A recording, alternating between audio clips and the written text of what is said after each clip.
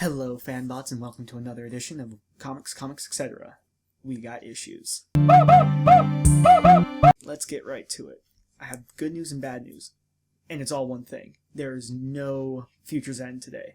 That's the good news and the bad news. Because it's like good news, yes, and bad news, oh. You guys know the drill by now.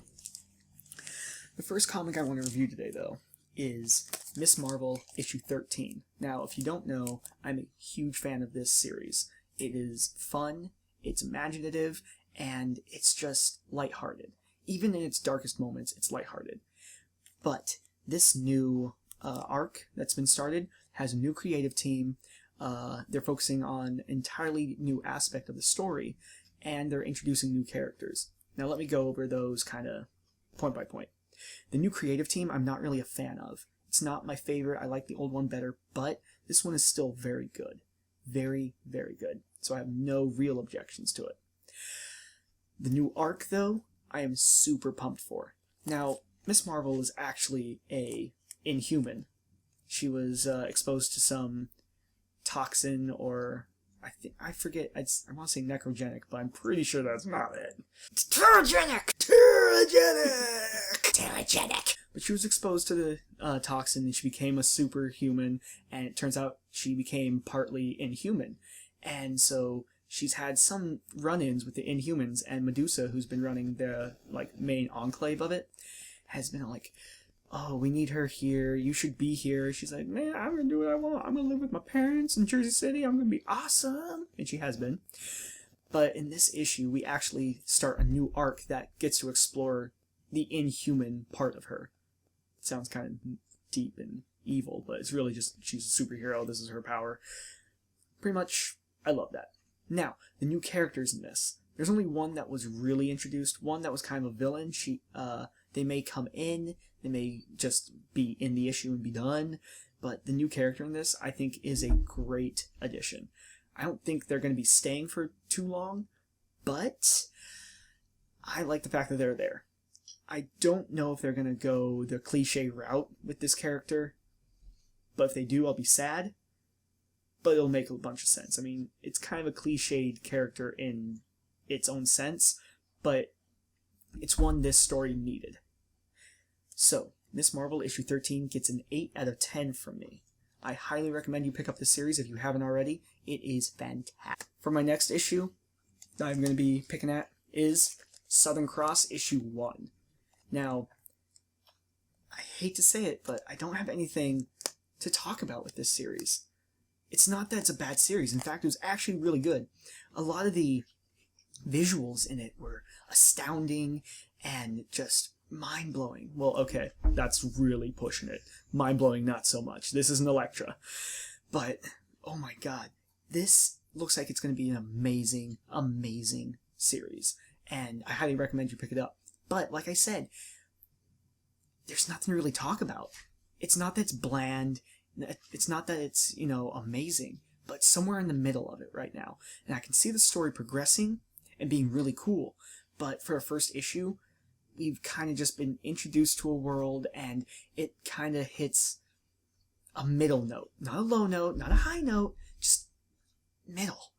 And I can only see the series going up from here, because if it went down, I would regret everything I've been saying. But I think this is going to be a good series. Just issue 1 was not a great issue. It wasn't terrible. Just mediocre. Southern Cross is getting a 7 out of 10 because I see potential, but this first issue just isn't selling it. For my last issue I'm going to talk about today is one that I picked up thinking I'm going to destroy this. It's going to be terrible. It is stupid. And I love this issue. Oh my god, I can't get enough of it. Ladies and gentlemen, Howard the Duck issue 1. So if you don't know who Howard the Duck is, this is Howard.